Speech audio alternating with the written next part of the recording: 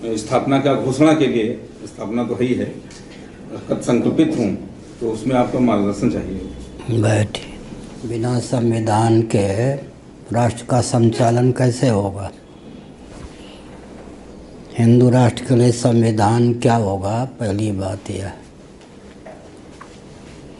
फिर लोकतांत्रिक युग में हिंदू राष्ट्र की स्थापना हो कैसे सकेगी? राजतंत्र चाहिए। तो राजतंत्र के अनुकूल वातावरण बनाने के लिए प्रक्रिया चाहिए, बहुत परिश्रम चाहिए, व्यक्ति चाहिए, योजना चाहिए। नेपाल 10-12 वर्ष पहले तक हिंदू राष्ट्र उद्घोषित था,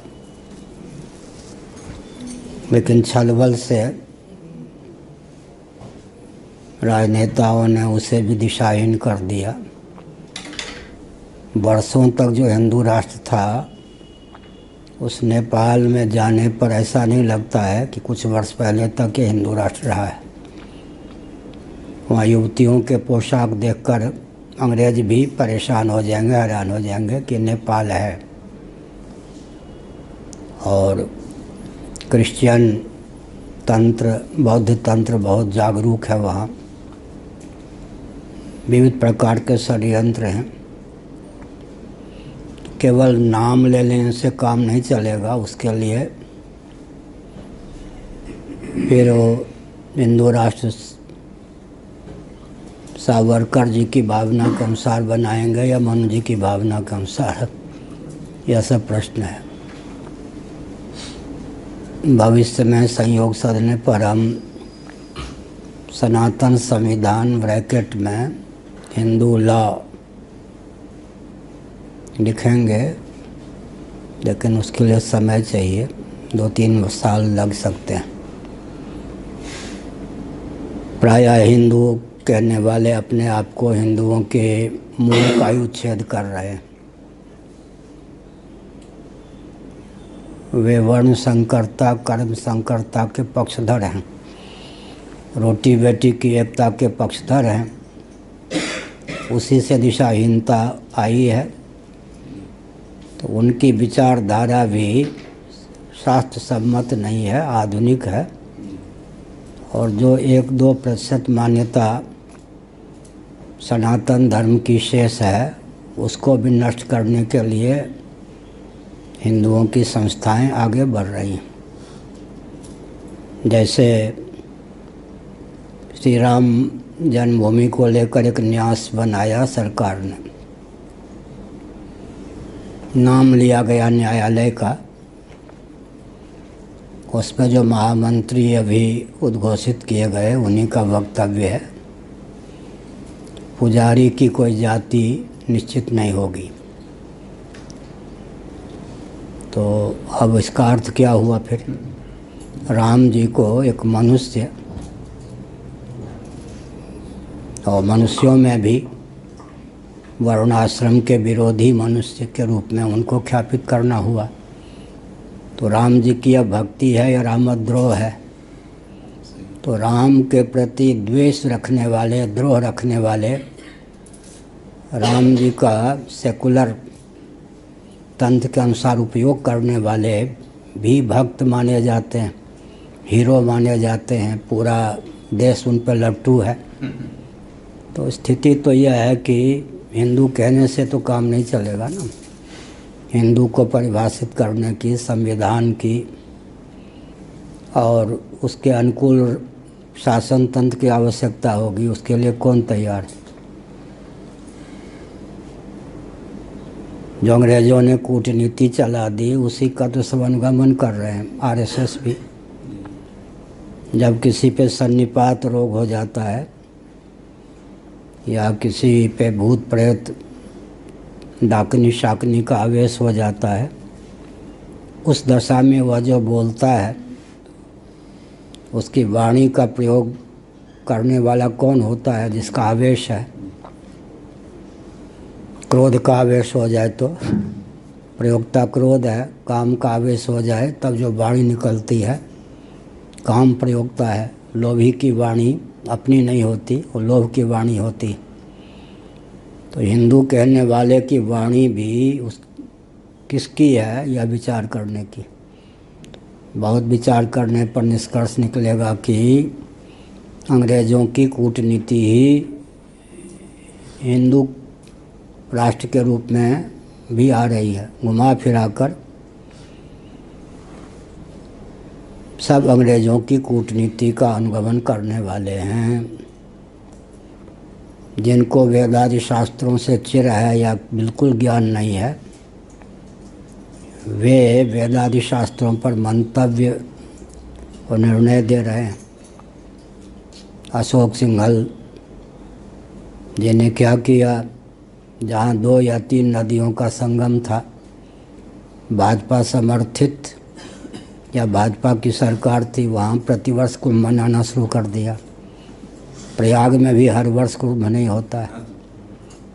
आदित्यनाथ योगी जी ने विधानसभा से पारित करा के प्रयाग के अर्ध कुंभ को पूर्ण कुंभ को घोषित कर दिया। किसी ऋषि ने भी ऐसा साहस नहीं किया था।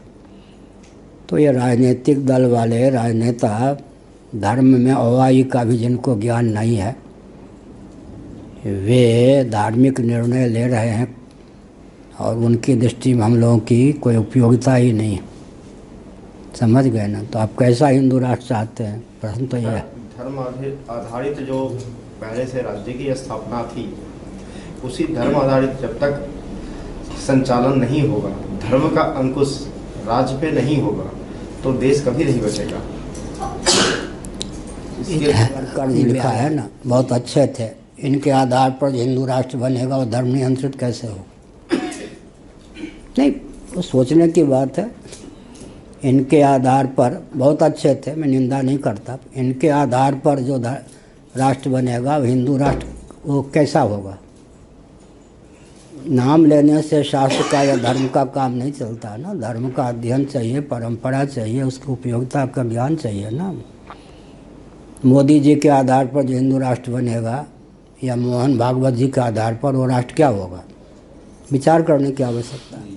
या स्वामी दयानंद जी के आधार पर हिंदू राष्ट्र बन गया, तो वो राष्ट्र हमारे किस काम का होगा? वो राष्ट्र जाएगा कहाँ? विचारणी विषय है। अपने अपने स्थान पे सब ठीक हैं, लेकिन प्रश्न उठता है कि हिंदू को परिभाषित आप किस आधार पर करेंगे? उदारता के नाम पर आपको आज कहना पड़ेगा कि वर्ण निरपेक्ष, आश्रम निरपेक्ष, जाति निरपेक्ष। वो तो सनातन मूल्यों का क्षय होगा। हाँ, तो फिर सनातन शास्त्रों का विधिवत ज्ञान चाहिए। और नेपाल में पहले प्रांत नहीं थे, अब प्रांत बना दिए गए। एक एक जिला में 10-10 हिंदू नेता, एक के पास 5-10 से अधिक व्यक्ति नहीं। और सबका उद्घोष यही था कि अभी भी है, क्यों? नेपाल वाले हैं बैठे विद्यार्थी, सबका उद्घोष यही था और है कि मेरे नेतृत्व में हिंदू राष्ट्र बने, मेरे नेतृत्व में। उन नेताओं ने ही कम्युनिस्टों को लाकर रख दिया। बहुनायक वाद, एक जिला में 4, पूरे नेपाल में 200 कम से कम हिंदू नेता। हर नेता का यही कि हिंदू राष्ट्र मेरे नेतृत्व में बने। इसका मतलब हिंदू राष्ट्र से उनको मतलब नहीं था, एक हिंदू राष्ट्र के नाम पर धन मान का स्रोत उनको हाथ में लग जाए, उसका लाभ कम्युनिस्टों ने उठाया। कम्युनिस्टों के जो 4 खेमे हैं, पहले 2 मिलके, फिर 3, अब 4 खेमे मिल कर के शासन कर रहे क्या नेपाल में। कम्युनिस्टों ने लाभ उठाया किनका? हिंदू नेताओं का। अच्छी बात है, लेकिन प्रश्न ये उठता है कि भगवान शंकराचार्य का जब आविर्भाव हुआ था 2000 वर्ष पहले, ईस्वी सन से 507 वर्ष पहले, तब तो क्रिश्चियन नहीं थे भारत में। ईसा मसीह का जन्म भी नहीं हुआ था, मोहम्मद साहब का जन्म भी नहीं हुआ था। भारत में कौन थे? जैन थे, बौद्ध थे, यही ना, चारवाक थे। तो उस समय प्रश्न उठता है कि हिंदू राष्ट्र था या नहीं भारत। इससे तो बढ़िया रहा होगा। नहीं तो प्योर रहा होगा। हाँ, जब और कोई थे ही नहीं, ईसाई मुस्लिम तो हिंदू था थे ही नहीं। इतिहास तो यही कहता है, शंकराचार्य का काल बिगाड़ना अलग है, हमारे पास अकाट्य प्रमाण। जी। 10 मिनट भी कोई टिक नहीं सकता नवीन काल की घोषणा करने वाला। तो उस समय प्रश्न उठता है कि फिर शंकराचार्य को क्या आवश्यकता पड़ी कि वैदिक साम्राज्य की स्थापना उन्होंने की। ध्यान गया? अच्छा, वो छोड़ दीजिए। 4 वाकों का शासन होगा, जो वेद को प्रमाण नहीं मानते। 4 वाकों की नीति के अनुसार शासन होगा तो हिंदू राष्ट्र आप मानेंगे या नहीं? नहीं मानेंगे। क्यों?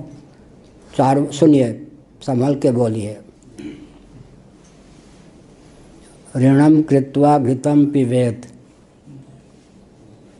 4 वाकों का कथन, ऋण करो, डाका नहीं, चोरी नहीं, ऋण करोगे तो ऋण चुकाने के लिए तुम बाध्य रहोगे। घृतम पिबेत, कोका कोला, पिप्सी, शराब नहीं ना। हमने संकेत किया कि 4 वाकों का शासन वेदों को प्रमाण न मानने पर भी ऋणम कृत्वा घृतम पिबेत था ना। कोका कोला, शराब, ब्राउन शुगर की बात तो नहीं थी, और डाका डालने की, लूटने की बात तो नहीं थी कम्युनिस्टों के समान। ऋणम कृत्वा, तो ऋण चुकाना पड़ेगा। अभी तो भारत में 4 वाक का शासन भी नहीं है। तो संवैधानिक रूप से धर्म को निरपेक्ष कर रहे हैं, जबकि धर्म जब भी होता है तो सापेक्ष होता है, कोई भी धर्म हो चाहे।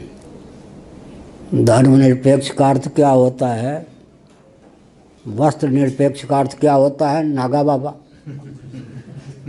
जल निरपेक्ष एकादशी के दिन निर्जल व्रत कर रखे। तो धर्म की आवश्यकता जिसको नहीं हो, वही ना। तो सत्य, दया, संयम, परोपकार, सेवा, ये भी धर्म है या नहीं? राजनीति में जितना अंश धर्म का है उतना खिसका दीजिए तो राजनीति रह जाएगी क्या? तो पागलपन का शब्द है या उन्माद है या? अच्छा, असंवैधानिक शब्द है। नहीं, वो पंथ निरपेक्ष हिंदी में अनुवाद है। पंथ निरपेक्ष अनुवाद है, लेकिन व्यवहार में हिंदू धर्म विरोधी अन्य मजहब सापेक्ष शासन तंत्र। अनुवाद से क्या होगा? व्यवहार देखिए ना। तो हमने यह कहा कि फिर 7 द्वीपों पर शासन करते थे अम्बरीश इत्यादि। तो धर्मनिरपेक्ष शासन था या धर्म सापेक्ष? झाड़ू देना भी धर्म की सीमा में है था या नहीं? शिक्षा, रक्षा, अर्थ, सेवा के सारे प्रकल्प धर्म की सीमा में थे या नहीं? कृषि, गौरक्ष, वाणिज्यम, वैश्य का कर्म है या नहीं गीता में? खेती बाड़ी धर्म निरपेक्ष है या धर्म सापेक्ष?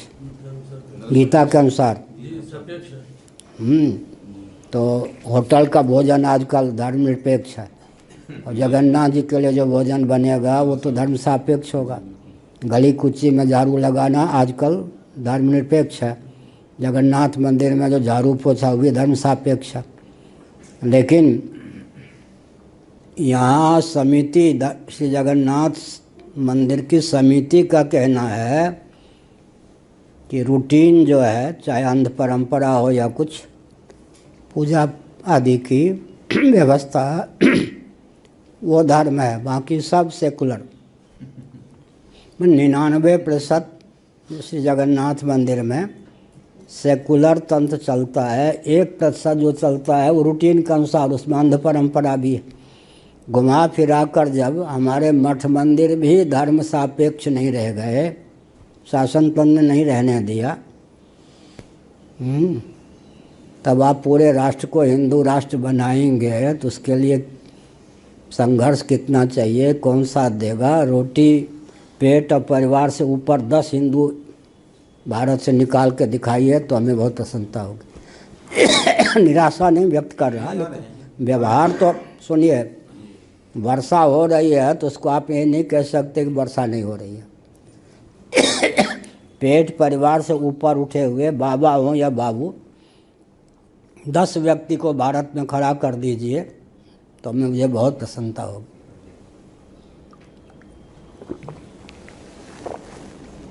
पांच ख्याति प्राप्त व्यक्ति संतों से निकाल के खड़े कर दीजिए, तो किसी दल के गुप्त या प्रकट एजेंट ना हो, प्रचारक ना।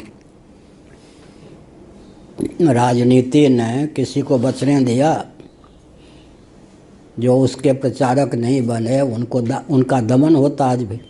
इसलिए लक्ष्य बढ़िया है, लेकिन उसके लिए जो हिंदू राष्ट्र कहते हैं, पहले कितना अध्ययन है उनका।